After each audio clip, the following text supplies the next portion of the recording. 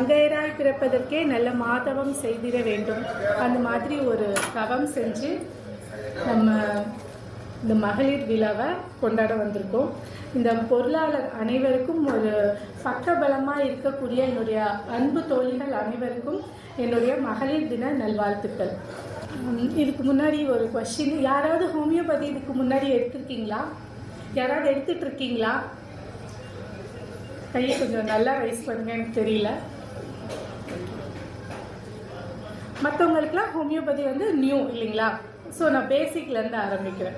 ஆயுஷ் அப்படின்னு ஒரு டிபார்ட்மெண்ட் இருக்குது. ஆயுஷ் அப்படின்னா A for Ayurveda, yoga, Y for yoga naturopathy, U for Unani, S for Siddha, H for homeopathy. சரிங்களா? இது ஆல்டர்னேட்டிவ் சிஸ்டம் ஆஃப் மெடிசன் அப்படின்னு சொல்கிறாங்க.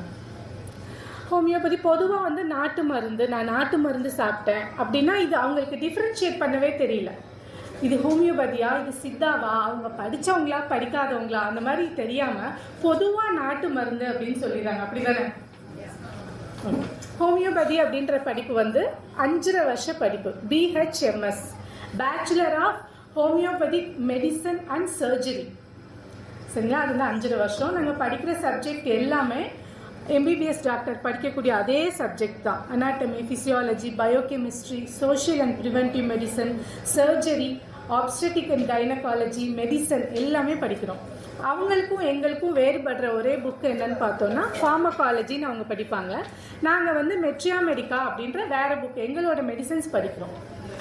4.5 வருஷம் 1.5 வருஷம் கம்பல்சரியாக CRRI போஸ்டிங், என்னென்னா 1 வருஷம் இன்டர்ன்ஷிப் பண்ணணும். நாங்கள் இதெல்லாம் முடிச்சதுக்கப்புறம் MD இருக்குது எங்களுக்கு. அதோட ஹையர் ஸ்டடீஸ் பார்த்தோன்னா PhD. இந்த மாதிரி ஹோமியோபதி டாக்டர்கிட்ட போனீங்கன்னா உங்களுக்கு இருக்க வேண்டிய degree BHMS, otherwise MD, otherwise PhD. இதுக்கு முன்னாடி DHMS இருந்தது. இந்த ரெகுலரைஸ் பண்ணாமல் இருக்கும்போது அவங்களுமே இப்போ எக்ஸாம் எழுதி BHMS மாறிட்டாங்க. ஏன் ஹோமியோபதி எடுக்கணும், எதுக்காக இந்த மகளிர் தினத்தில் நம்ம ஹோமியோபதி பற்றி பேசுகிறோம்? யாருக்காவது ஏதாவது ஐடியா இருக்குங்களா? நிறைய பேர் ஹோமியோபதி எடுத்திருக்கேன்னு சொல்லுங்க, உங்களோட எக்ஸ்பீரியன்ஸ் சொல்லுங்களா?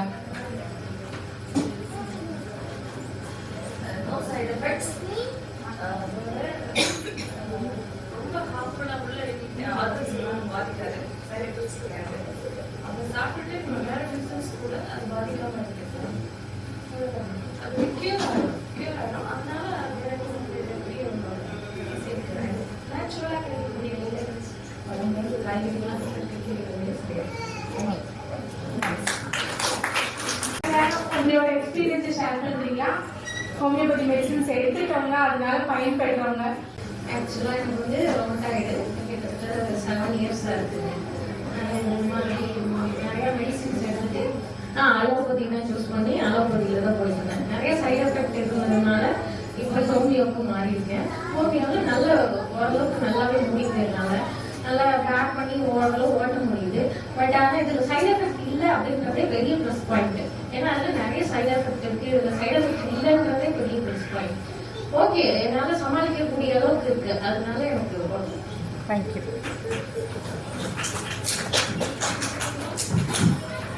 WHO, வேர்ல்டு ஹெல்த் ஆர்கனைசேஷன், அவங்க மகளிருக்கு ஏற்படக்கூடிய தொந்தரவுகள் டாப் 10ல் என்னென்ன சொல்லியிருக்காங்க அப்படின்னா, நம்ம ரீப்ரொடக்டிவ் ஏஜ் அப்படின்னு சொல்கிறோம், இனப்பெருக்க வயது, ஒரு 15 வயசுலேருந்து 45 வயசுக்குள்ளே.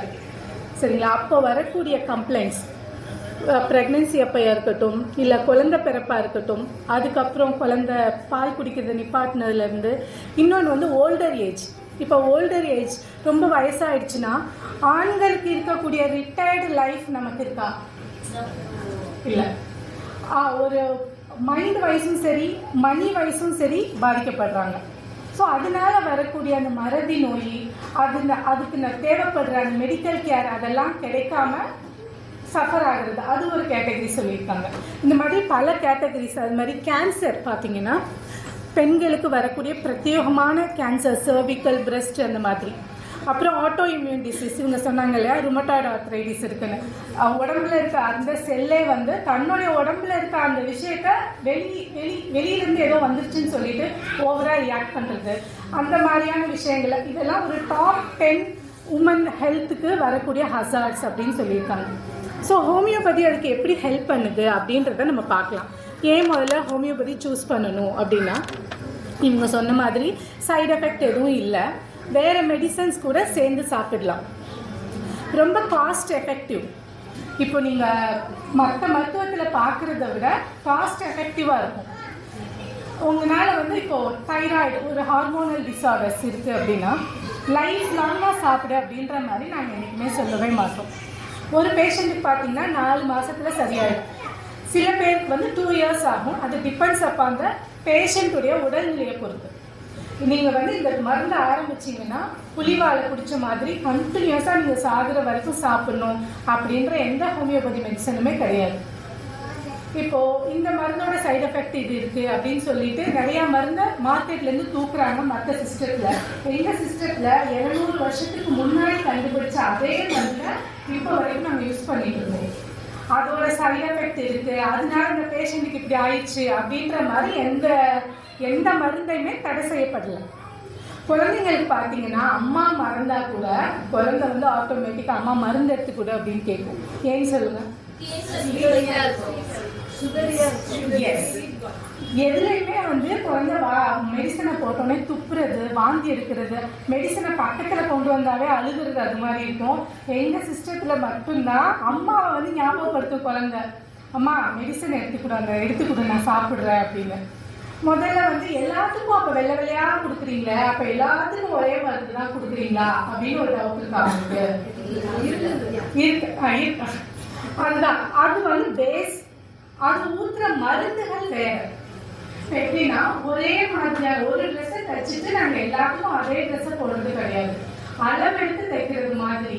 எப்படின்னா இப்போ ருமட்டாய்டு ஆர்த்ரைட்டிஸ்னு ஒருத்தவங்க வராங்கன்னு வச்சுக்கோங்க, எனக்கு படி ஏறும்போது மட்டும்தான் கஷ்டமா இருக்கு, ஸ்டெப்ஸ் ஏறும்போது எனக்கு காலை வந்து கிராக் சவுண்டு கேட்குது அப்படின்னு சொன்னால் அவங்களுக்கு வேற மருந்து. எனக்கு வந்து இப்படி இப்படி திருப்பினாவே எனக்கு பின்னாடி முதுகுல இருந்து ஒரு சட்டம் வருது டாக்டர் அப்படின்னு சொன்னாங்க, அது அவங்களுக்கு வந்து வேற மருந்து. இப்போ பெண்கள் அப்படின்னு எடுக்கும்போது ஒரு பியூபர்ட்டிலேருந்து ஆரம்பிக்கும். 16 வயசு ஆயிடுச்சு, 17 வயசு ஆயிடுச்சு, என் குழந்தை இன்னும் வந்து ஃபர்ஸ்ட் மென்சஸ் அவங்களுக்கு வரல, ஹார்மோன் இஷ்யூஸ் இருக்கு அப்படின்னு வந்தா அதுக்கும் நிச்சயமா டிலேடு ஃபர்ஸ்ட் மென்சஸ் அப்படின்னு சொல்லிட்டு மெடிசன்ஸ் இருக்கு. எனக்கு பீரியட் ஆகும்போதெல்லாம் வயிறு வலிக்குது டாக்டர், எப்போதுமே அவன் வந்து லீவ் போட்டுறா, அப்படியே உருள்றா, அப்படியே கரகர உருள்றா, அவளை வந்து பீரியட் ஆனவே பார்க்கவே முடியாது, அவ்வளோ கோவப்படுறா, அதுக்கும் மெடிசன்ஸ் இருக்கு.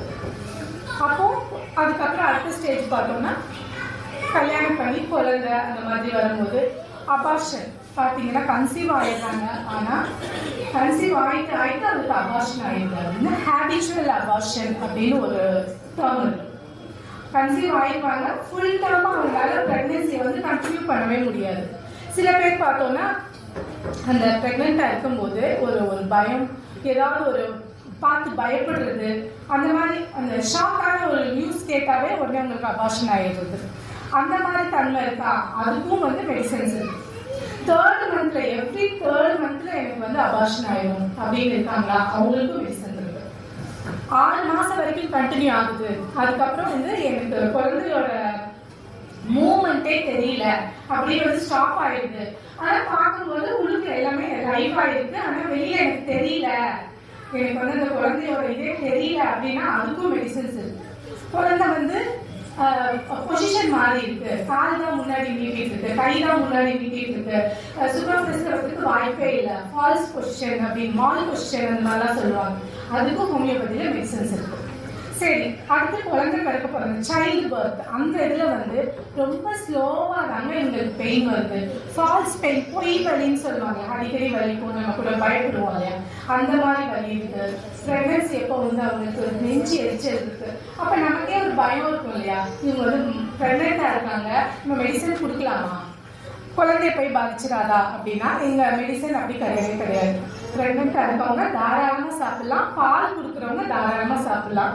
குழந்தைங்களுக்கு பிறந்த குழந்தைக்கு ஒரு கம்ப்ளைண்ட் இருக்கு, எப்படி கொடுக்கறது அப்படின்னா அம்மாவை சாப்பிட சொல்லுவோம் அந்த மெடிசனை, பால் மூலமா குழந்தைக்கு போய் சேர்க்கணும் அப்படின்னு. ப்ரெக்னெண்ட்டாக இருக்கும்போது நிறைய கம்ப்ளைண்ட் இருக்கும். ஸ்கின் எரப்ஷன்ஸ் வரும், கருப்பு கருப்பாக ஆயிரும். அப்புறம் வந்து கெண்ட கால் பிடிச்சி இருக்கிறது, கான்ஸ்டிபேஷன் வர்றது, மார்வலி வர்றது, நெஞ்சு எரிச்சல், காலையில் இருந்துச்சா வாந்தி உமட்டல், இந்த மாதிரி நமக்கு ஒவ்வொரு ஆளுக்கும் ஒவ்வொரு மாதிரி இருக்கும். பார்த்துருக்கீங்கன்னா எல்லாருக்கும் ஒரே பேட்டர்ன் தான். ஒரு 3 குழந்தை இருந்தால் கூட 3 குழந்தைக்கும் தனித்தனியாக சிம்டம்ஸ் இருக்கும். ஃபர்ஸ்ட் குழந்தைக்கு எனக்கு இது மாதிரி இருந்தது இல்லைங்க, ரொம்ப புளிப்பு ரொம்ப பிடிச்சிருந்தது அப்படின்னா அந்த குழந்தை பிறந்ததுக்கு அப்புறம் பார்த்தோம்னா அந்த குழந்தைக்கு அந்த புளிப்பு சுவை ரொம்ப பிடிச்சிருக்கும். அந்த குழந்தைய நம்ம சுமக்கும் போது அதோட எனர்ஜி வந்து நமக்கு பாஸ் ஆகிட்டு நமக்கு அந்த மாதிரி ஒரு புளிப்பு தன்மை ரொம்ப பிடிக்கிறது. இதுக்கு முன்னாடி நான் புளிப்பு சாப்பிட்டதே இல்லை, ஆனால் வந்து இப்போ எனக்கு ஃபர்ஸ்ட் குழந்தை மாசமா இருக்கும்போது எனக்கு வந்து புளிப்பு ரொம்ப பிடிச்சிருந்தது அப்படின்னு. அப்போ கான்ஸ்டிபேஷன் வரும், நெஞ்சு எரிச்சல், அந்த உமட்டல் எல்லாத்துக்குமே ஹோமியோபதியில் மெடிசன்ஸ் இருக்குது. அதுக்கப்புறம் சைல்டு பர்த் சொன்னாங்க இல்லையா, அப்போ வந்து ரொம்ப வந்து வலியே வரல, ஆஸ் வந்து ரொம்ப டைலேட் ஆகலை, அந்த மாதிரி என்னென்ன கம்ப்ளைண்ட் இருக்கோ அதுக்குமே மெடிசன்ஸ் இருக்குது.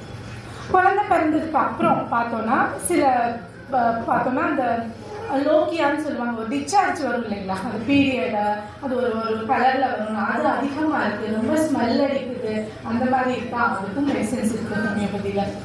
வேற குழந்தை பிறந்ததுக்கு அப்புறம் குழந்தை அம்மா கிட்ட மட்டும் பால் குடிக்க மாட்டேங்குது அப்படின்னு சொல்லுவாங்க.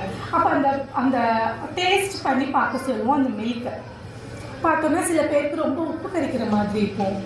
அதற்கு அந்த சுவையை மாற்றுறதுக்கு கூட வந்து ஹோமியோபதியில் மெடிசன்ஸ் இருக்குது. பால் சரியாகவே சுரக்க மாட்டேங்குது, இல்லைன்னா ரொம்ப பையன் குடிக்காட்டி கூட அதை பார்த்து சுரந்துக்கிட்டே இருக்குது, கீழே சொட்டாக ஒழுகுது, அந்த மாதிரி இருக்கிறதுக்கும் மெடிசன்ஸ் இருக்குது. ஸோ ஹோமியோபதி எப்படி வேலை பார்க்குது அப்படின்னு பார்க்கும்போது, உங்களுக்கு இப்போ வயிற்றால போகுது, ஒரு டைரியா போகுதுன்னா அதை நிப்பாட்டுறதுக்கான மெடிசன் அப்படிதான் மற்ற சிஸ்டத்தில் ஃபாலோ பண்ணியிருப்பாங்க. எங்கள் இதில் எப்படின்னா, உன்னுடைய வைட்டல் ஃபோர்ஸ் அப்படின்ற உயிர் ஆற்றலில் இருக்கக்கூடிய ஒரு இம்பேலன்ஸ், சமான நிலை இல்லாமல் இருக்கிறது. ஸோ உங்களோட இம்யூன் சிஸ்டத்தை வந்து பூஸ்ட் பண்ணணும்னா அதுவே அதை வந்து சரி பண்ணிக்கும், உடம்பை சரி பண்ணிக்கும். ஸோ அந்த இம்யூன் சிஸ்டத்தை பூஸ்ட் பண்ணி கொடுக்கறது தான் ஹோமியோபதி மெடிசன்ஸ். சரிங்களா?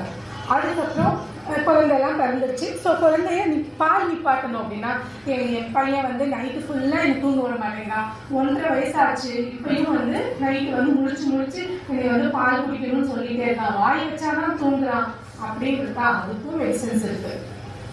ஸோ நீங்கள் வந்து எந்த இதுலேயுமே நீங்கள் வந்து மெடிசன் யூஸ் பண்ண முடியும். ப்ரெக்னெண்ட்டாக இருக்கும்போது, குழந்தை பிறந்திருக்க டைமில், பிறந்த குழந்தைக்கு அப்படின்னாலும் ஒரு நாக்கு கறியில் வைக்க சொல்லுவோம், இல்லை சொட்டு மருந்தாக வைக்க சொல்லுவோம். வாயில் பால் குடிக்கிறவங்களா இருந்தால் அம்மாவை சாப்பிட சொல்லி அந்த குழந்தைக்கு பால் மூலமாக மெடிசன் போகும்.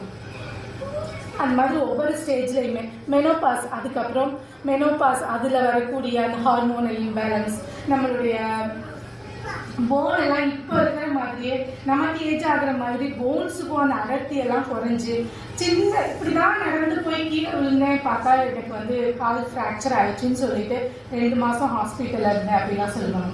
ஸோ அந்த போனோட டென்சிட்டி குறைய நமக்கு வந்து அந்த ஸ்டெபிலிட்டியே இருக்காது.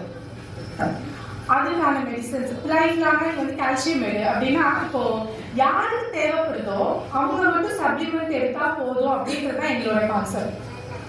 உங்களுக்கு ஃப்ரெண்டு வந்து 45 வயசுல வந்து சப்ளிமெண்ட் எடுக்கிறா, எனக்கும் 45 வயசு ஆயிடுச்சு நானும் எடுக்கட்டுமானா நோ. உங்க கால்சியம் லெவல் பாருங்க, கம்மியா இருந்தா மட்டும் சாப்பிடுங்க. எனக்கு லெவல்லாம் கரெக்டாக தான் இருக்கு, ஆனால் வந்து எனக்கு தொந்தரவுகள் இருக்கு, ஏறும்போது படியேற முடியல, மூட்டு வலிக்குது, அந்த மாதிரி இருந்துச்சுன்னா அதுக்கான என்னென்ன சிம்டம் நீங்கள் சொல்றீங்களோ அந்த சிம்டத்தை எல்லாம் கவர் பண்ணுற சிங்கிள் மெடிசன் அதுதான் கொடுப்போம். என்ன ஃபார்ம்ல இருக்கும் அப்படின்னா, முதல்ல ஏற்கனவே சின்னதா பால்ஸ் இருக்கும்னா அது மட்டும் இல்லாம தண்ணியில கலந்து குடிக்கிற மாதிரி டேப்லெட் ஃபார்ம்ல சார் சொன்ன மாதிரி க்ரீம் எல்லாமே வந்துருச்சு. டானிக்கு, க்ரீமு, லோஷன் எல்லாமே இருக்கு ஹோமியோபதியில். அந்த இயர்ஸ் அட்வான்ஸ் ஆக எல்லாமே அட்வான்ஸ்மெண்ட் வந்துட்டே இருக்கு. சில பேர் வந்தோடனே என்ன சொல்லுவாங்க, மேடம் நேற்று கூட வந்தவங்க என்ன சொன்னாங்க, எனக்கு டயபெட்டிஸ் இருக்கு, நீங்கள் வந்து அந்த சுகர் பில் கொடுத்தீங்கன்னா என்னோட டயபெட்டிஸ் வந்து அதிகமாகிடுமா? டயபெட்டிஸை கூட்டுற அளவுக்கு அதில் சுகர் லெவல் இருக்காது. ஈவன் தோ அவங்க அதில் கன்சர்ன் பண்ணுறதுனால நான் அந்த ஃபார்மேட்டில் கொடுக்கல அப்படின்னு சொல்லிட்டு லிக்விடாக கொடுக்குறேன். லிக்விடாக கொடுக்கும்போது என்ன அட்வான்டேஜ் அப்படின்னு பார்த்தோம்னா, வேலைக்கு போகிறவங்க அப்படின்னா அந்த லிக்விடை நல்லா குலுக்கிட்டு ஒரு மூடி மருந்தை அந்த வாட்டர் கேனில் ஊற்றிட்டு தண்ணி எப்பெல்லாம் தவிக்குதோ அதை குடிச்சுக்கோங்க அப்படின்னு சொல்லுவோம். அவங்களுக்கு ரொம்ப ரொம்ப கன்வீனியண்டா இருக்கு இதெல்லாம். பில்ஸ் போட மறந்துடுவாங்க, கையில எடுத்துட்டு போகணும். வாட்டர் கேன்னா தண்ணி அதுல ஊத்திக்கும் போது அதை வந்து நம்ம எப்படியா கன்சியூம் பண்ணுவோம் இல்லையா, அதனால அப்படியே மெடிசன் உள்ள போய் அவங்களுக்கு ஈஸியா இருக்கும். ஸோ ஃபார்மேட் எல்லாமே மாறிடுச்சு. நீங்க வந்து எனக்கு வந்து சக்கரை இருக்கு, இது வந்து சக்கரை அதிகம் பண்ணிடுமா, அந்த மாதிரிலாம் எதுவுமே யோசிக்க தேவையில்லை.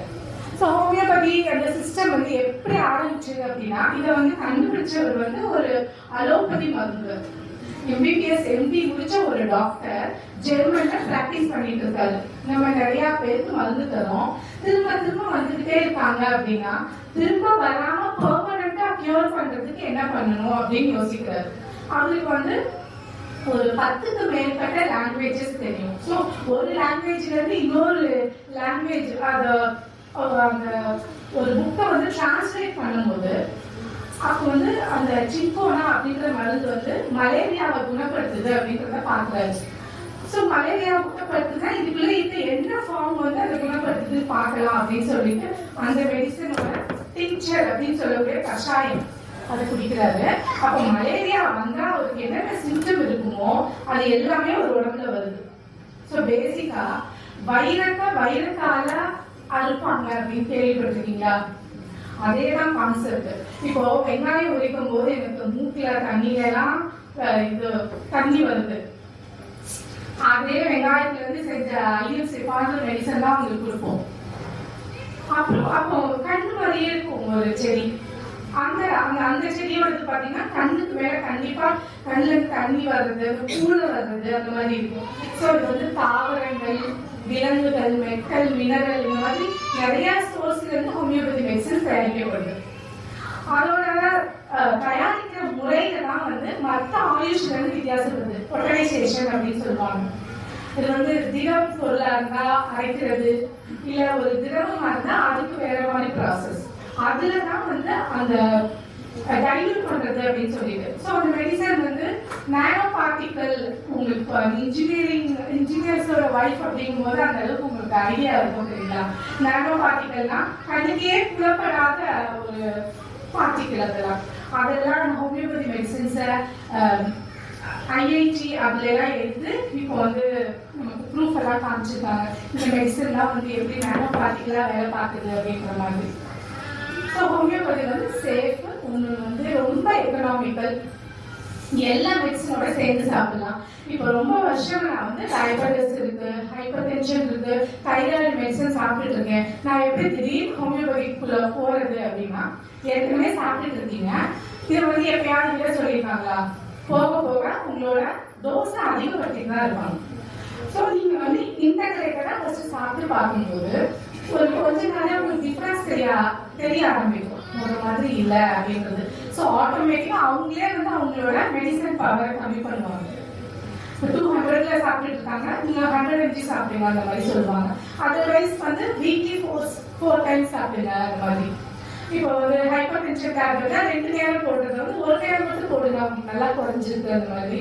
அப்போ கொஞ்ச நாள் ஆக ஒரு ரெகுலரா உங்களுக்கு அந்த ஸ்டாண்டர்ட் வேல்யூஸ் வந்துருச்சு, உங்களுக்கு எந்த கம்ப்ளைண்ட்டுமே இல்லைன்னா மெடிசன்ஸே நாங்கள் ஸ்டாப் பண்ணிட்டு once in a while 3 months once அந்த மாதிரி எப்படியாவது டெஸ்ட் மட்டும் எடுத்துக்கோங்க அப்படின்னு சொல்லுவோம்.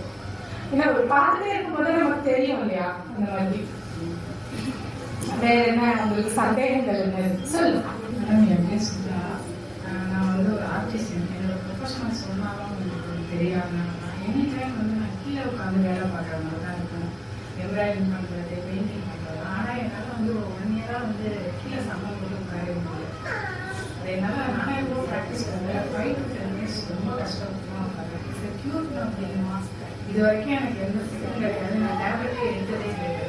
ஆனால் இந்த கம்ப்ளீட்டர் 50 வந்து எனக்கு ரொம்ப ப்ராப்ளமாக இருக்குது. வெளியில் போக ரொம்ப சொல்கிறேன், நின்றுடே நீங்கள் எப்போ சொன்னாலும் நான் இருக்கேன், சேரில் உட்காந்து எங்கே போனாலும் எங்கேயாவது சேர் கிடைக்குமா பார்ப்பேன், இல்லைன்னா அது எல்லாத்தையும் நான் அவாய்ட் பண்ணிடுறேன். அது எனக்கு ரொம்ப ப்ராப்ளமாக இருக்குது, என்னால் ஒர்க்கே நல்லா பார்க்க முடியல. இப்போ நம்ம 20sல இருந்த மாதிரியே இப்போ நம்மளால இருக்க முடியுமா? முடியாது. நமக்கு ஏஜ் ஆகுற மாதிரி நம்மளுடைய உடம்புல இருக்க எல்லா பார்ட்டுமே ஏஜ் ஆகுது. ஒண்ணு வந்து கால் மணிக்கு உட்காரும் போது காலுக்கு தேவையான ரத்த ஓட்டம் கம்மியாகுது இல்லைங்களா? இந்த இடத்த வெயிட் பண்ணி உட்காருங்க. ஸோ ஸோ அடிக்கடி பொசிஷன் மாற்றி உட்காந்துக்கோங்க. ஃபர்ஸ்ட் உட்காரவே முடியலன்றது வேற விஷயம். உங்களுக்கு உட்கார முடியுது, ஆனா 5 to 10 minutes அது வந்து இந்த ஏஜுக்கான ரொம்ப நார்மலான ஒரு விஷயம் தான்.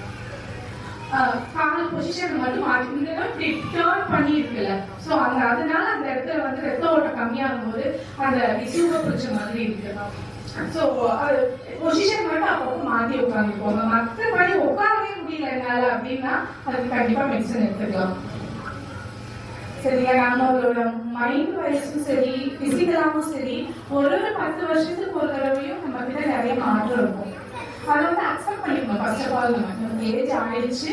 ஸோ மாடரேஷன்ல எல்லாத்தையும் பண்ணுங்க. ஒண்ணுமே பண்ண மாட்டேன் இல்ல ரொம்ப எக்ஸ்ட்ரீமா பண்ணுவேன் அப்படின்னு இல்லாம ரெகுலரா ஒரே விஷயத்த, இப்போ வந்து உனக்கு ஏஜ் ஆயிடுச்சு நீ இதை பண்ணாத அப்படின்னா நீங்க பண்ணாம இருக்கிறதுக்கு தேவையில்லை.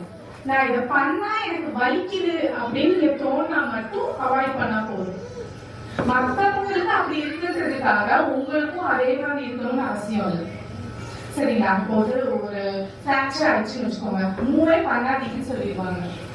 ஃப்ராக்சர் எல்லாம் சரியானதுக்கு அப்புறம் அதுக்கு என்ன வேலைன்றதே அந்த இடம் மறந்துடும், ஸ்டிஃப் ஆயிடும்.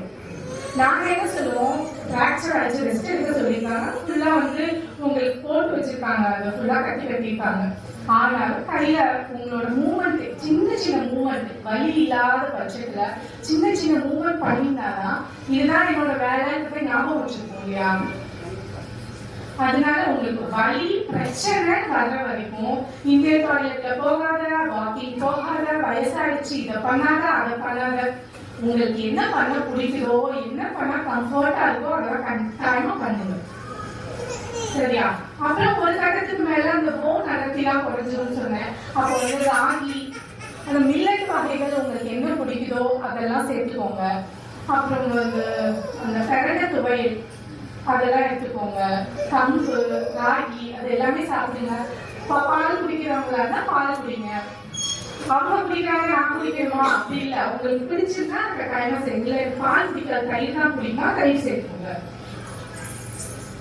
ரெகுலரா ஒரு வாக்கிங் இல்ல ஒரு யோகா ஏதாவது ஒரு ஃபார்மேட்ல வாரத்துல ஒரு 5 நாள், ஒரு நாள் விட்டு ஒரு நாள் உங்களுக்கு ஒரு டைம் வச்சுட்டு.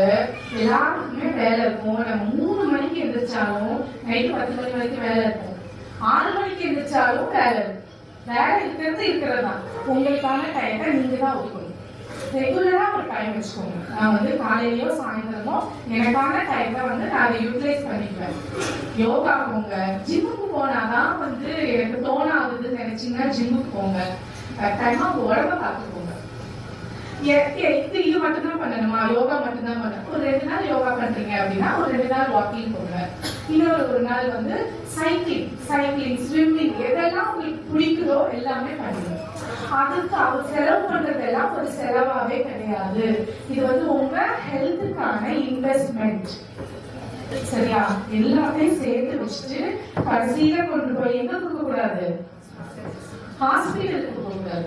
சோ அதுக்கு வந்து எதுக்காக நம்ம இவ்வளவு உழைக்கிறோம், உழைக்கிறவங்களுக்கு சப்போர்ட் பண்றோம். இந்த உடம்பு வந்து அதுதான் மையம் இல்லையா? அதை வந்து நல்லா வச்சுக்கிட்டு குண்டா இருக்காங்க ஒல்லியா இருக்காங்கன்றதெல்லாம் மேட்டர் இல்லை. அவங்க வந்து பிளெக்சிபிளா இருக்காங்களா, அவங்களால நான் டேட்டோட ஒல்லியா இருக்க பொண்ணா இருக்கும், 35 வயசுல எனக்கு வந்து கால் வலிக்குது நான் வரமாட்டேன் அப்படின்னு சொன்னா அது ஹெல்த்தியா இருக்கிறதுக்கு அடையாளமா? இல்ல. ஸோ ஃபிளெக்சிபிலிட்டி வேற. ஸோ அது என்ன செய்யணும், கை கால் எல்லாத்தையுமே சும்மா வாக்கிங் போகும்போதே கூட கால் எப்படி பண்றது, கையை எப்படி ஆட்டுறது எல்லாமே பண்ணிக்கணும். எல்லாம் ஒரு ஜாயிண்ட்டுக்குமே வேலை கொடுத்தாதான் ஜாயிண்ட் உணரும். ஓகே இதெல்லாம் என்னோட வேலை, நான் வந்து ஆக்டிவா இருக்கணும், ஆக்டிவா இருக்கா அப்படின்னு சொல்லிட்டு சொல்லுங்க. இல்ல அந்த வயசு நாங்க வந்து அடிக்கடி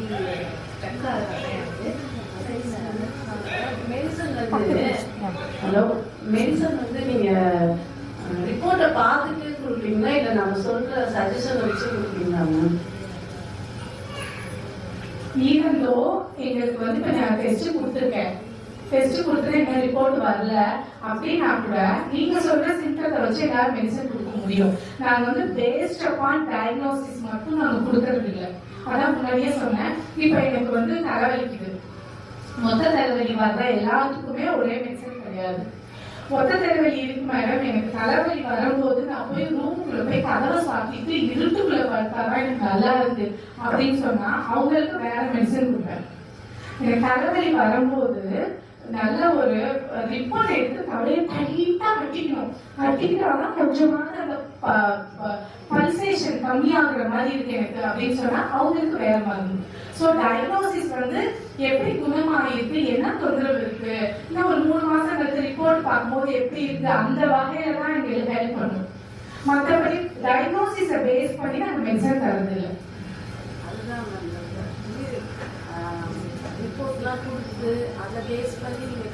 நீங்க ரிப்போர்ட் எடுக்கிறது வந்து இப்போ முதல் எவ்வளவு வேல்யூ இருந்துச்சு, இப்போ எவ்வளவு வேல்யூ இருக்கு, வேற ஏதாவது நம்ம கான்சென்ட்ரேட் பண்ணாம விட்டுட்டோமா, இப்போ வந்து கொலஸ்ட்ரால் லெவல் முதல் அதிகமா இருக்கு அப்படின்னா அந்த மாதிரி இருக்குதான் போய் எடுத்துட்டு வர சொல்லுவோம். தேவையான டெஸ்ட் மட்டும்தான். மற்ற சிஸ்டம்லயோ இல்ல மற்றதுல இருக்கிற மாதிரியோ இல்ல இந்த டெஸ்ட்டை ஃபாலோ பண்ணி இத்தனை டெஸ்ட்டை எடுத்துட்டு வா அவங்க எந்த ஹோமியோபதி டாக்டரும் சொல்லவே மாட்டாங்க. அதே மாதிரிதான் பத்தியமும், இந்த மெடிசன் இது சாப்பிடக்கூடாது அப்படின்னு நிறைய பத்தியம்லாம் இருக்கும். எங்க இதுல வந்து இப்ப நக்ஸோபிக்கான ஒரு மருந்து இருக்குன்னு வச்சுக்கோங்க, அது சாப்பிட்டு நான் எனக்கு தெரியும் நான் என்ன மெடிசன் குடிச்சிருக்கேன் அப்படின்னு. ஸோ இதுக்கு வந்து காஃபி குடிக்காதீங்கன்னு சில பேருக்கு சொல்லுவேன். ஸோ ஹோமியோபதி மெடிசன் எடுத்தாவே காஃபி குடிக்க கூடாதா அப்படின்னா அப்படி கிடையாது. எல்லா மருந்துக்கும் அப்படி இல்லை. கேப் மட்டும் சொல்லணும். நைட்டு தூங்குறப்போ அந்த மெடிசன் சாப்பிட்டீங்கன்னா நைட் வயிற்றுல ஒண்ணுமே இருக்காது. ஏர்லி மார்னிங் தான் இந்த மெடிசன் எடுக்கணும் அப்படின்னா எனக்கு ஒரு 40 நிமிஷம் எதுவும் சாப்பிடாதீங்க மெடிசன் சாப்பிட்டதுக்கு அப்புறம் அப்படின்னு சொல்லுவேன். அதே மாதிரி நான்வெஜ்ஜும் அப்படிதான். நான்வெஜ் வந்து இப்போ சில பேருக்கு அந்த மீட் எல்லாம் சாப்பிட்டா எனக்கு மூட்டு வலி உடனே வந்துருது அப்படின்னு சொன்னாங்கன்னா உங்களுக்கு எது ஒத்துக்கலையோ அதை வந்து இந்த மெடிசன் சாப்பிடும் போது கொஞ்ச நாள் அதை நிப்பாட்டி வைங்க. எனக்கு வந்து என்னன்னா சில பேர் கூல்ட்ரிங்க்ஸ் குடிச்சிட்டேன் மேடம், அப்ப வந்துதான் தொண்டை வலி அப்படின்னா கொஞ்ச நாளைக்கு இந்த மெடிசன் ஒரு 2 months வரைக்கும் அந்த கூல்ட்ரிங்க்ஸ் கொடுக்காதீங்கன்னு சொல்லுவோம். அதுக்கப்புறம் நாங்களே சொல்லுவோம் இப்ப குடிச்சு பாருங்க இப்ப எப்படி இருக்கு, முதல் மாதிரியே அந்த த்ரோட் பெயின் வருதா என்னன்னு பாருங்கன்னு சொல்லுவோம். எல்லாருக்கும் நீ நான்வெஜ் அவாய்ட் பண்ணு. சில பேர் வந்து பேசிக்காவே ஒரு வாரத்துல 4 தடவை நான்வெஜ் சாப்பிடுறவங்களா இருப்பாங்க. இந்த டாக்டர்கிட்ட போனாவே எனக்கு வந்து நான்வெஜ் சாப்பிட வேணாம்னு சொல்லிடுவாங்கன்னு சொல்லிட்டு அப்புறம் வரவே மாட்டாங்க என்கிட்ட வர்றாங்க வரலன்றது 2வது விஷயம். ஆக்சுவலா நாங்க வந்து இது சாப்பிடாத அதை சாப்பிடாதது இப்போ வந்து டிசீஸை பொறுத்து இப்ப நீங்க வந்து லிவர் ப்ராப்ளத்தோட வரீங்க அப்படின்னா கொஞ்ச நாளைக்கு வந்து ரொம்ப கொழுப்புள்ள உணவு, வறுத்த உணவு அந்த மாதிரி எதுவும் சாப்பிட வேண்டாம், லைட் ஃபுட்டா எடுத்துக்கோங்க. கொஞ்சம் லிவர் நம்ம சரி பண்ணிட்டு அதுக்கப்புறமா நம்ம கொஞ்சம் கொஞ்சமா சேர்த்துக்கலாம். அது வரைக்கும் வந்து லிவருக்கு ரொம்ப கஷ்டம் கொடுக்காதீங்க அப்படின்னு. மெடிசன் அப்படின்னா சில மெடிசனுக்கு நாங்க சொல்லுவோம் இது எடுத்துக்காதீங்க, இது இந்த மெடிசனோட எஃபெக்டா முறிச்சிரும், அதனால அதை எடுத்துக்காதீங்க அப்படின்னு சொல்லிட்டு. வேற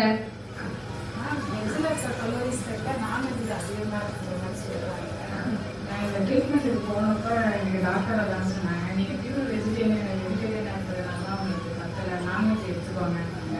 எனக்கு சாப்பிட பிடிக்கல, அதுக்கு பதிலாக கீ வேணா ஆட் பண்ணிக்கோங்க, டெய்லி கொஞ்சம் கீ சாப்பிடுங்க, எனக்கு ஜாயின் பண்ணிக்கிறது சரியாக. ரெண்டாவது இந்த மெனோபாஸ் டேப்லெட் அதிகமாக இருக்குங்கிற மாதிரி சொல்லுவாங்க, அது ரொம்ப கன்ஃபியூஸாக இருக்கு. ரெண்டாவது அவங்க சொன்ன எந்த ஒரு விஷயத்தையும் என்னால் ஃபாலோ பண்ண முடியாது. ரெஸ்ட்லேயே போது நம்மளோட டெய்லி ஆக்டிவிட்டிஸ்லாம் குறையுது. திரும்ப நீங்கள் சொன்ன மாதிரி நான் அவங்க எப்படி நடக்க ஆரம்பிச்சேன். இப்போ கொஞ்சம் ஒரு 50% குறைஞ்சிருக்கு. வச்சு நான் இது மட்டும் நீங்கள் சொல்லி மூவ்மெண்ட் இல்லாத ஒரு வாழ்க்கை வந்து ரொம்பவே கஷ்டம். நம்ம மூவ் பண்ணிட்டே இருந்தாலும் வாழ்க்கையும் நம்மள மூவ் பண்ணி முன்னாடி கொண்டு போயிட்டே இருக்கும். வெஜ் நான்வெஜ் அப்படிங்கிறது மற்றவங்க சொன்னாங்க அப்படிங்கிறதுக்காக நீங்க இது எடுத்துக்க தேவையில்லை. உங்களுக்கு அது ஈக்குவலான சோர்ஸ் வேற என்ன இருக்கு வெஜிடேரியன் பாருங்க. இவ்வளவு நாள் கழிச்சு புதுசா ஒன்ன ட்ரை பண்ணி அதை வந்து பிடிக்காம சாப்பிட்டு மனசுக்கு ஒரு முக்கியமான ஒரு குவாலிட்டி இருக்கு.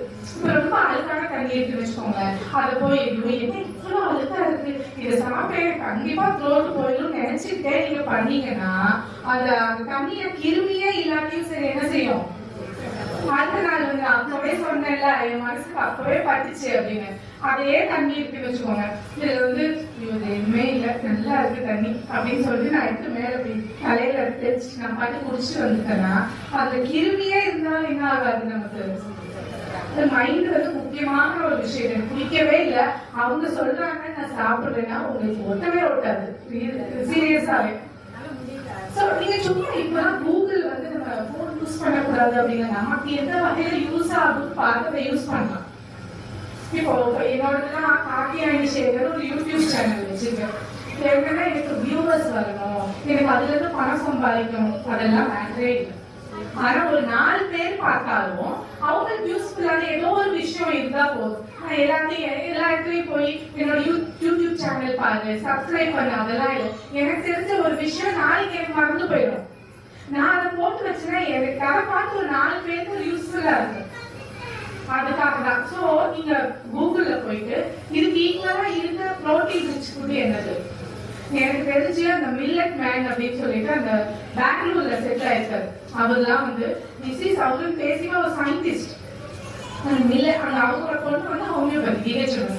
2 பேரும் சேர்ந்து ஒரு 3 நாள் கேம்ப் எல்லாம் போடுறாங்க.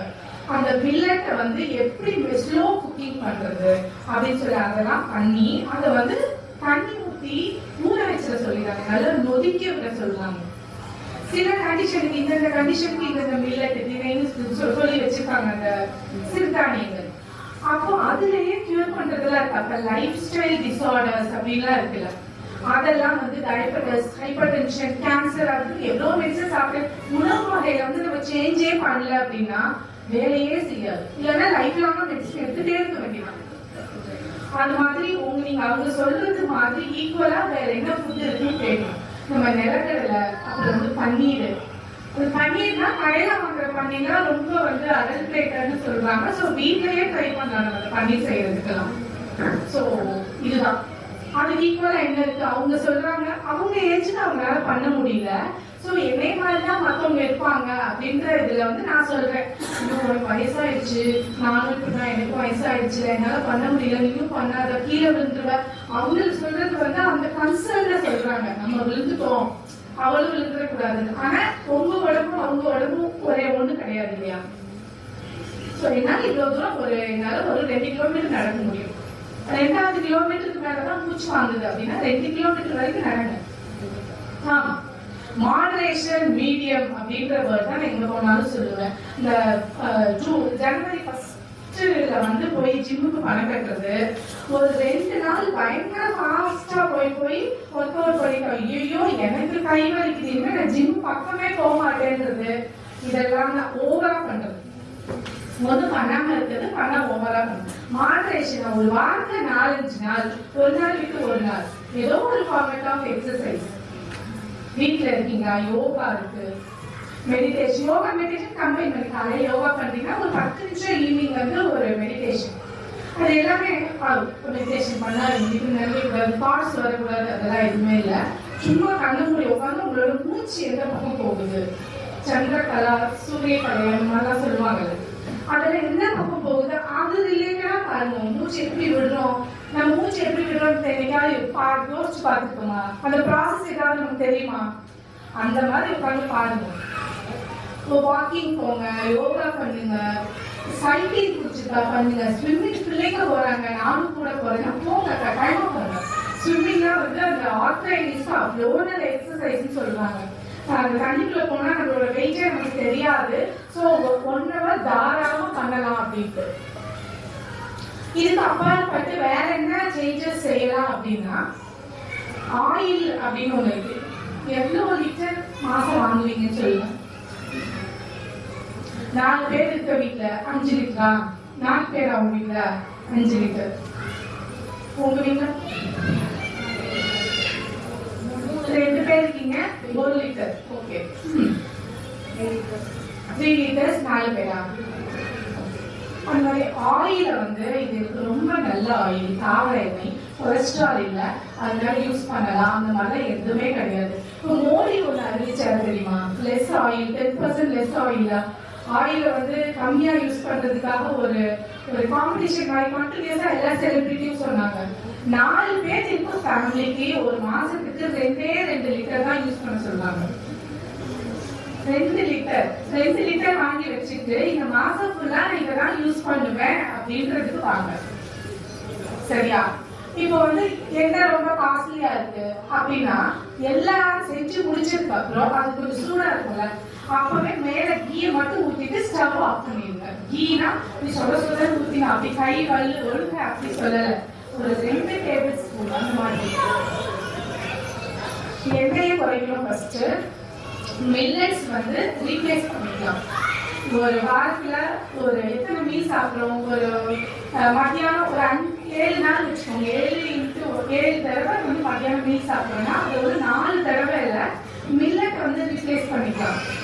ஏதாவது ஒரு மில்லட் சரிங்க. மில்லட்டை வந்து சும்மா கஞ்சி அதில் வந்து நிறைய ஜீனியை போட்டு அந்த மில்லட்டோட குவாலிட்டியே கெடுக்கிற மாதிரி சாப்பிடக்கூடாது. அதை வந்து லைட்டாக உப்பு மட்டும் போட்டு வேக வச்சுன்னா 2 விசில் விட்டீங்கன்னா நல்லா வெந்துடும். அதுக்கப்புறம் மோர் தயிர் ஏதாவது ஆட் பண்ணி குடிச்சிக்கலாம்.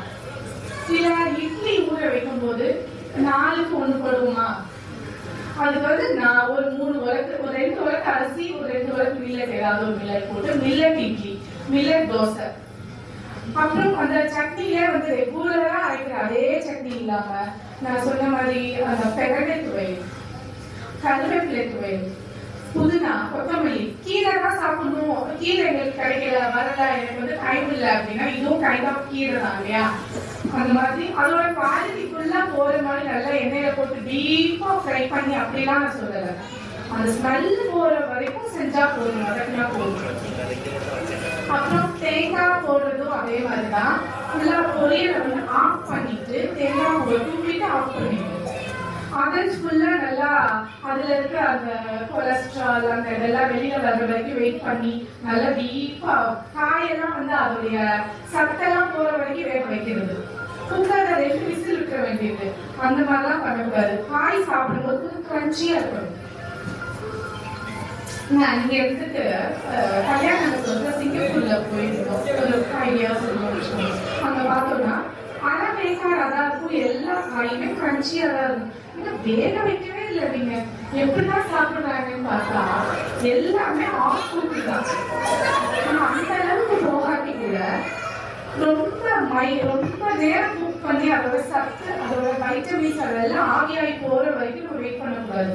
ஒரு பக்கம் தெரியும் இல்லைங்களா, காய்கறினா முங்குற வரைக்கும் நல்லா 2 டம்ளர் தண்ணியை ஊற்றணும். அப்படிலாம் இல்லை, இல்லை பொடியா நறுக்கிட்டீங்கன்னா சட்டுன்னு வெந்துடும். அந்த மாதிரி கொஞ்சம் கிரன்ச்சியா சாப்பிட்டாதான் அதுல இருக்க நியூட்ரிஷன் வந்து நமக்கு சேரும். வேற என்ன மாற்றங்கள் பண்ணலாம்? ஜங்க் ஃபுட்டு இப்போ இல்லாத இடமும் இல்லாத ஃபுட்டு எதுவுமே இல்லை. ஸோ அதை எப்படி அவாய்ட் பண்ணி ரீப்ளேஸ் பண்ணா நம்ம தான் பார்க்கணும். ஏன்னா நம்ம சொல்லி கொடுக்காது. இப்ப நம்ம போன நோண்டாம தான் நம்ம பிள்ளைங்களும் நோண்டாது இல்லையா. நாங்கதான் இப்ப அப்படிதான் மாறிப்போம். நீ பண்ணாதன்னு சொல்றதுக்கு முன்னாடி ஏதாவது என்னோட போனை பாத்தீங்கன்னா எல்லாமே டாக்டர்ஸ் வேலை, நாங்க வந்து இன்னொரு டாக்டரோட சேர்ந்து புதுசா முடிச்சுட்டு வந்தவங்களுக்கு எல்லாருக்குமே கிளாஸ் எடுக்கிறது ஏதாவது கண்டினியூஸ் வந்து இருந்துட்டு அது எல்லாருமே எப்படி பண்ணிட்டேன் அப்படின்னா, என் பையன் வந்து இப்ப 9th தெரிஞ்சு போறாரு. அவனை ஒரு விஷயம் சொல்றதுக்கு முன்னாடி நான் அதை தெரிஞ்சுக்கணும்னு சொல்லிட்டு அவன் வரதுக்குள்ள இந்த வேலையில கிளாஸஸ் எல்லாத்தையுமே முடிச்சுட்டு அடுத்து கால் வந்துச்சுன்னா பேஷண்ட் மட்டும்தான் வந்துருங்க, எத்தனை மணிக்கு வந்துருங்க, 6 o'clock வந்துருங்க, இவ்வளவுதான். ஏன்னா நம்ம ஃபர்ஸ்ட் தெரிஞ்சுக்கணும். அது மாதிரி என் பையனை வச்சுட்டே நான் வந்து ஃபாஸ்ட் ஃபுட் ஆர்டர் பண்றேன் அப்படின்னா அவன் நாளைக்கு நான் சொன்னா கேட்பானா? இது நம்ம இருக்கிற வரைக்கும் சொல்லுவோம். அதுக்கப்புறம் அடுத்த தலைமுறைகள் வந்து பார்த்துப்பாங்கன்னு வச்சுக்கோங்க. இருக்கிற வரைக்கும் இது வேணாங்க, ரொம்ப சுகரு, இதனால ஒரு பெனிஃபிட்டும் இல்லை, இது பதில் இதை சாப்பிடு. இல்ல நீ இதை சாப்பிட்டியா, அதுக்கு பதிலா நீ இதை ஹெல்த்தியானதை இன்னைக்கு நீங்க சாப்பிடுற, நீ சாப்பிட குடிச்சிச்சுன்னு சொல்லிட்டு நூடுல்ஸ் கேட்டா செஞ்சு கொடுத்துட்டேன். அதே நூடுல்ஸ்ல நான் வந்து பீன்ஸ் கேரட் போட்டு எனக்கு ஏன் பங்குக்கு நான் என்ன பண்ணணுமோ நான் அதை பண்றேன். நூடுல்ஸ் கம்மியா செஞ்சுட்டு இதெல்லாம் நிறைய போட்டுருவேன். ஸோ இப்போ இருக்கிற பிள்ளைங்களுக்கும் மற்ற எல்லா பிள்ளைங்களும் சாப்பிடுறாங்க, நம்ம சாப்பிட முடியலன்னு ஒரு ஏக்கமும் இருக்கும். ஸோ அதையும் வந்து நம்ம காம்பன்சேட் பண்ணிதான் அவனும் வேற வழி இல்லை. வேற என்ன மாற்றம் சொல்லலாம்? யூஸ் பண்ணாமே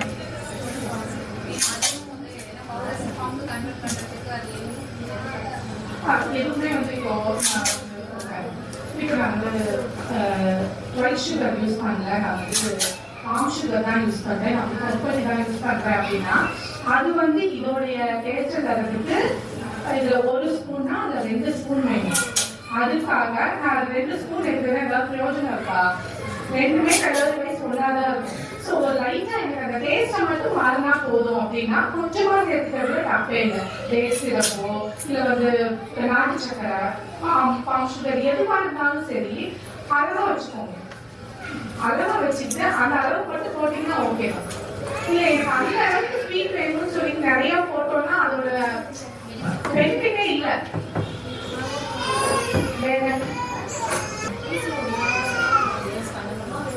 ஓகே, பிசிஓடி இப்போ வந்து ஒரு எனக்கு பொண்ணுக்கு வந்து 3 மாசத்துல கல்யாணம். எனக்கு வந்து பொண்ணு பிசிஓடிக்கு வந்து சரி பண்ணி கொடுங்க, இது மாதிரி தான் பேஷண்ட் வருவாங்க. அந்த பொண்ணுக்கு இர்ரெகுலர் பீரியட் இருக்கும் 3 வருஷமா. அப்போ அவங்களுக்கு யோசனையே இருக்காது, வந்தப்ப பார்த்துக்கலாம் அப்படின்ட்டு. ஸோ பிசிஓடி இருக்கு, கன்சீவ் ஆகல, அன்ப்ரொடக்டிவ் செக்ஸ் 1 வருஷம், கல்யாணம் மேபி ஒரு 1.5 வருஷம் வச்சுக்கோங்க. அன்ப்ரொடக்டிவ் செக்ஸ் வச்சு அவங்களுக்கு வந்து ஒரு தடவை கூட தள்ளி போகல, இந்த பிரெக்னன்சி இது இல்ல அப்படின்னாவே நம்ம அடுத்தடுத்த டெஸ்ட் என்ன இருக்கு, தைராய்டு இருக்கா, அவங்களுக்கு பிசிஓஸ் இருக்கா, என்ன பிரச்சனை இருக்கு, ஸ்பெர்ம் கவுண்ட்ல ஏதாவது பிரச்சனை இருக்கா, மொபிலிட்டியில ஏதாவது பிரச்சனை இருக்கா, அந்த மாதிரி பார்க்கணும். ஸோ பிசிஓஸ் தான் பிரச்சனை அப்படின்னா ஃபர்ஸ்ட் வெயிட் லாஸ் பண்ண சொல்லுவாங்க. ஸோ அதோட அசோசியேட்டட் சிம்டம் என்னது, இர்ரெகுலரா பீரியட் இருக்கு, எனக்கு அந்த இடத்துல முடி வருது, பிம்பிள் வருது, அந்த இடத்துல கருப்பாலாம் வருது அப்படின்னு. ஸோ இந்த பிசிஓஸை வந்து ஃபர்ஸ்டே கண்டுபிடிச்சு அதை ரெகுலரா பீரியட் வர அட்லீஸ்ட் ஒரு வருஷத்துக்கு ஒரு 8 to 9 பீரியட் வந்துட்டா கூட ஈஸியா கன்சீவ் ஆயிடலாம். இல்ல எனக்கு வருஷத்துக்கே வந்து 4 பீரியட் 3 பீரியட் தான் வருது அப்படின்னா கொஞ்சம் கஷ்டம். ஸோ ஃபர்ஸ்டே வந்து நம்ம இந்த கம்ப்ளைண்ட் இருக்கு, 1 வருஷம் வந்து நாங்கள் ஒன்னாதான் நடந்திருந்தோம், எங்களுக்கு எந்த சண்டையும் இல்லை, பிரச்சனை எல்லாம் எதுவும் இல்லை, இந்த மனஸ்தாபம் எதுவுமே இல்லை, நாங்கள் சந்தோஷமா தான் இருந்தோம், ஆனால் கன்சீவ் ஆகலை, பிசிஓஸ் இருக்குன்னு கண்டிப்பா ரிவர்ஸ் பண்ண முடியும் ஹோமியோபதியில. அதோட சேர்ந்து நாங்கள் என்ன சொல்லுவோம்னா கொஞ்சம் வெயிட் அதிகமா இருக்கிற பட்சத்துல வெயிட் லாஸ் பண்ணுங்க, இல்லைன்னா வந்து தைராய்டு டெஸ்ட் இருக்கான்னு பார்க்கலாம், இது ஒரு கம்பைனா இருக்கான்னு பார்க்கலாம் அப்படின்னு சொல்லுவோம். பீரியட் ரெகுலாரிட்டி பண்ணிட்டாலே நமக்கு வந்து ஒரு அந்த இர்ரெகுலர் வந்து ரெகுலரா மாத்திட்டோம் அப்படின்னாவே ஒரு அளவுக்கு வந்து அந்த கன்சீவ் ஆகிற சான்ஸ் வந்து அதிகமா இருக்கு. என்னென்ன சிம்டம்ஸ் வந்துடும், ஏன்னா என்ன நடக்குதுன்னு தெரிய மாட்டேங்குது நம்ம பாடியில. புதுசா ஒரு விஷயத்தை சந்திக்கும் போது பயம் தான், புதுசா ஒரு விஷயத்தை பார்க்கும்போது பயம் தான் வருது. வலி வருது அப்படிங்கிறது அவேர்னஸ் சொன்னீங்கன்னா நல்லா இருக்கும். ஓகே, இப்போ மெனோபாஸ் டயத்துல வந்து இது வந்து காமனா இருக்கிறது எல்லாத்துக்கும் இருக்கணும் நீங்க எடுத்துக்காதீங்க. ரொம்ப வந்து ஒரு முகத்துல மட்டும் ஒரு ஹீட் இருக்கிற மாதிரி ஒரு ஃப்ளஷிங் எங்களுக்கு எப்பவுமே வேர்க்காது, ஆனா இப்ப பார்த்தா சுள்ளு முகம் மட்டும் வேர்க்கிற மாதிரி இருக்கும். பீரியட் பார்த்தோம்னா போன மாசம் வரைக்கும் எனக்கு கரெக்டா ஆயிட்டு இருந்துச்சு, இப்ப பார்த்தா வந்து 50 நாள் ஆச்சு வரவே இல்லை, எனக்கு பயமா இருக்கு, நாங்க வந்து குடும்ப கட்டுப்பாடு கூட பண்ணல, அந்த மாதிரி ஒரு இது இருக்கும். அப்புறம் பார்த்தா வெயிட் போடுற மாதிரி, வெயிட் வந்து அதே சாப்பிட்ற அதே ஃபுட்டு அதே எக்ஸசைஸ் தான் நான் பண்றேன், ஆனா வந்து வெயிட் போடுற மாதிரி இருக்கு, அந்த மாதிரி இருக்குது. அப்புறம் வந்து ஒரு பலகீனமா இருக்கு, அதெல்லாம் முடி போட்டுட்டு தேவையில்லாம ரொம்ப எனக்கு சோர்வா இருக்க மாதிரி இருக்கு, பலகீனமா நான் இருக்கேன், அந்த மாதிரி நடக்க முடியல, கை கால் வலிக்கிற மாதிரி இருக்கு. ஒவ்வொருத்தவங்க சிம்டம்ஸ் வேரி ஆகும். அந்த மென்சஸ் வர்றதுல கொஞ்சம் இர்ரெகுலாரிட்டி ஃபர்ஸ்ட் ஸ்டார்ட் ஆகும். ஸோ உங்களுடைய சிம்டத்துக்கு தகுந்த மாதிரி எனக்கு மெனோபாஸோட வேற என்ன சிம்டம் அசோசியேட்டடா இருக்கு அப்படின்றத பார்த்து தான் அந்த மெடிசன் தருவோம். ஹாய் மேம், இது சத்யா. இப்போ ஃபேமிலி பிளானிங் பண்ணிட்டாங்கன்னா அவங்க ரொம்ப டயர்டாக ஃபீல் பண்ணுறாங்க. ஆனால் இப்போ நான் பண்ணியிருக்கேன், ஆனால் நான் இப்போ பண்ணுறதுக்கு முன்னாடி இருந்த ஹெல்த்துக்கும் இதுக்கும் நல்ல டிஃப்ரென்ஸ் தெரியுது. அம்மாவும் பண்ணியிருக்காங்க, ஆனால் அவங்க இன்னும் ஆக்டிவாக இருக்காங்க. இப்போ அது எல்லாரும் மற்றவங்க ஃப்ரெண்ட்ஸ் எல்லாம் கேட்டால் சொல்கிறாங்க, ஃபேமிலி பிளானிங் பண்ணிட்டாலே டயர்டாகிடுவாங்க, வீக் ஆகிடும் பாடி அப்படின்றாங்க. ஆனால் அம்மா வந்து நல்லா ஸ்ட்ரென்த்தாக இருக்காங்க, நான் அதையும் பார்க்குறேன். இப்போ எனக்கு பழைய உடம்பு வேணும், எனக்கு அந்த ஸ்ட்ரென்த் வேணும்னா நான் இப்படி மெடிசன் எடுக்கணுமா இல்லை வேற ஏதாவது சேஞ்ச் பண்ணணுமா? சில பேருக்கு வந்து பிரெக்னன்சியை வந்து இது பண்றதுக்காக காம்பர்ட்டி போடுவாங்க, இல்லை ரிப்பீட்டட் அபார்ஷன் ஆயிருக்கும். ஸோ அதோட ஹிஸ்டரி எங்களுக்கு சொல்லும் போது அபார்ஷன் ஆனதுலேருந்து எனக்கு கம்ப்ளைண்ட் இருக்கு அப்படின்னு சொன்னாங்கன்னா அதுக்கான மெடிசன்ஸ் கொடுப்போம். இப்போ வந்து இப்போ எனக்கு ஃபேமிலி பிளானிங் பண்ணிட்டாங்க, அந்த சர்ஜரி பண்ணதுலேருந்து ப்ராப்ளம் இருக்கு அப்படின்னா அது வந்து எக்ஸாக்டா எனக்கு 10 வருஷமா ஆச்சு பண்ணி எனக்கு இந்த கம்ப்ளைண்ட் ஆரம்பிச்சு ஒரு 8 வருஷம் ஆச்சு அப்படின்னா தான் நம்ம கன்சிடர் பண்ணலாம். இல்லைன்னா அது பண்ணதுலேருந்து பிரச்சனையே இல்லைங்க, இப்பதான் அப்படி உணர்வேன்னா ஏஜ் ஃபேக்டர், உங்க உடம்புல ஏதாவது டிஃபிஷியன்சி ஏதாவது வைட்டமின்ஸ் இல்ல மைக்ரோ மேக்ரோ நியூட்ரியன்ஸ் ஏதாவது டிஃபிஷியன்சி இருக்கலாம், அதை வந்து சரி பண்றதுக்கு பார்க்கலாம். ஃபுட்லயே சரி பண்ண முடியும்னா சரி பண்ணலாம், இல்ல மெடிசனோட சேர்த்து அதையும் சேர்த்து போது ரிசல்ட் ஈஸியா இருக்கும். ஸோ அதான் சொல்றேன், எல்லா அபார்ஷன் ஆனவங்களுக்கும் அந்த கம்ப்ளைண்ட் இருக்கணும்னு இல்லை, ஃபேமிலி பிளானிங் பண்ண எல்லாருக்குமே அந்த தொந்தரவு இருக்கணும் அப்படின்ற அவசியம் இல்லை. அப்பெல்லாம் நல்லாவே இருந்தேன்னா இப்போ வந்து ஹெல்த்தை வந்து நீங்க நான் சொன்ன மாதிரி மில்லட்ஸ் அந்த மாதிரி சேர்த்துக்கலாம், ராகி அதெல்லாம். அப்புறம் வந்து முருங்கைக்கீரை, இதெல்லாம் நான் இன்னொரு மீட்டிங்லேயே பேசினேன். அந்த வெள்ளைக்காரை வந்து முருங்கான்னு எல்லாத்துலேயும் போட்டு பேட்டர்ன்லாம் வாங்குற அளவுக்கு போயிட்டா நம்ம வீட்டில் வந்து நம்ம சட்டம் கூட பண்ணிருக்கிறேன். முருங்கைக்கீரையா அது கிடைக்குது, கம்பளி பூச்சி வரும், அதெல்லாம் நாங்கள் மரத்தை வெட்டிட்டோம் அப்படின்னா அவ்வளோ வேல்யூ இருக்கு, அவ்வளோ பெனிஃபிட்ஸ் இருக்கு. அந்த முருங்கை இலை, கீரை, கண்டு, இந்த ஃபாரின் கண்ட்ரீஸ்லாம் நீங்க வந்து வாங்கி போய் அந்த கண்டு இருக்குல்ல, முருங்கை கீரை போடும், அதுல எல்லாம் சூப் வைப்பாங்களா. ஸோ அவ்வளோ பெனிஃபிட்ஸ் இருக்கு. அந்த வாரத்தில் ஒரு 2-3 நாள் யூஸ் பண்ணுங்க. ஆல் கைண்ட் ஆஃப் எல்லா கீரையிலையுமே நிறைய சத்துக்கள் இருக்கு. ஸோ எந்த கீரை கிடைச்சாலும் கட்டாயமா வந்து ரொம்ப ஓவர் குக் பண்ணி அதோட வேல்யூஸ், நியூட்ரிஷன் வேல்யூஸ் எடுத்துறாங்க. சும்மா ஒரு 5 நிமிஷம் விட்டாவே வெந்துடும் கீரை.